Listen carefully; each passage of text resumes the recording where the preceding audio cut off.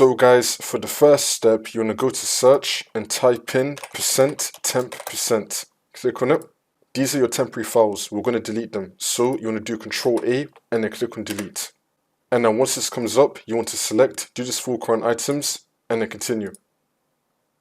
If you get this again, you want to tick the box, do this for all current items and then click on skip. Most, if not all, the files are going to be deleted. We can now close out of this.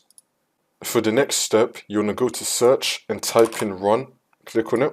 And now in this box, you want to type in temp and then click on enter and then continue. And then do the same thing, Control A, delete. Next, we're going to go to search again and type in run, click on it.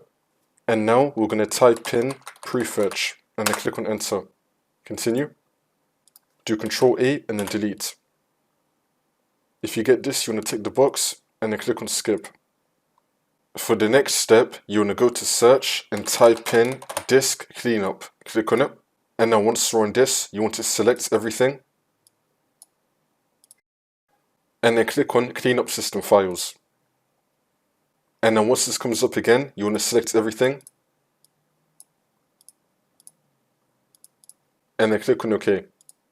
And then click on delete files. Wait for this to load. And then once that's been done, you want to restart your computer. And this will speed up your laptop or your computer.